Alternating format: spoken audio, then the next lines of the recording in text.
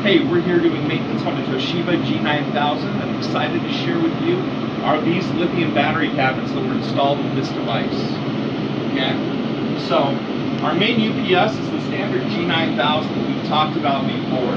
You should check out that video to go over all the great points and details of why this is the best machine on the market. There are a couple of settings and things that need to be changed, but really what we want to talk about is these lithium battery cabinets. So inside each cabinet here, we have two strings of batteries. They charge higher than the normal lead batteries. So the charging parameters and things need to be adjusted for that. Each cell is monitored by programming in here that's going to look at those cells and how they're charging cell by cell and making sure that they're all correct within 100th of a volt.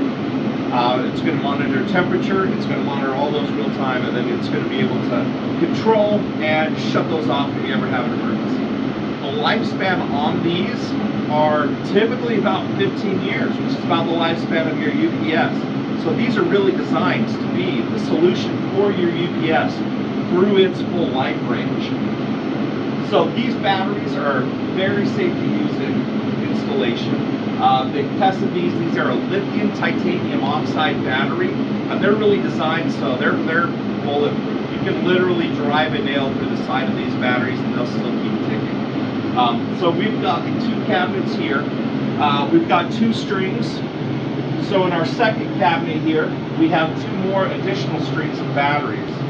Now, for the Toshiba G9000 and these cabinets, one of the installation requirements that we need is we need to have 480 volts routed into this for our controller to be able to operate.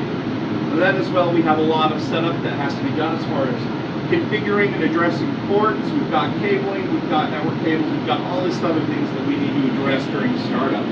But during PMs, during maintenance and in operation, all of that is done. Then you have a very stable, easy to use system. On the outside of the cabinet, if you do have problems, we have indicator lights indicating ready, discharge, fault, those kinds of codes that are going to tell us what problems, if any, that you're having with your batteries.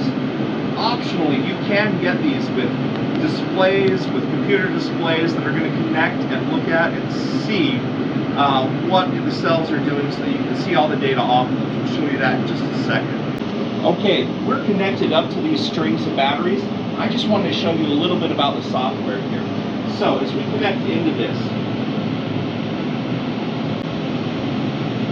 this is the main screen that comes up, shows you information about our UPS. If we go to our battery parameters, it'll give you indications cell by cell how your batteries are doing, temperature.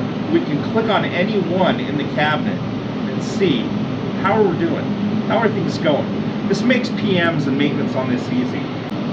It'll show you discharges, cycles, it'll show you everything you need to know about the system and let you know the health of it. So we can see and monitor and predict how long these batteries are going to last, make sure you don't have any problems, keep your power up online.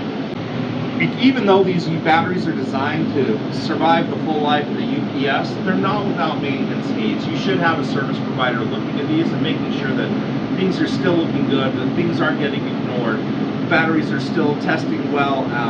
It just makes it easier for them, but they should still be looked at.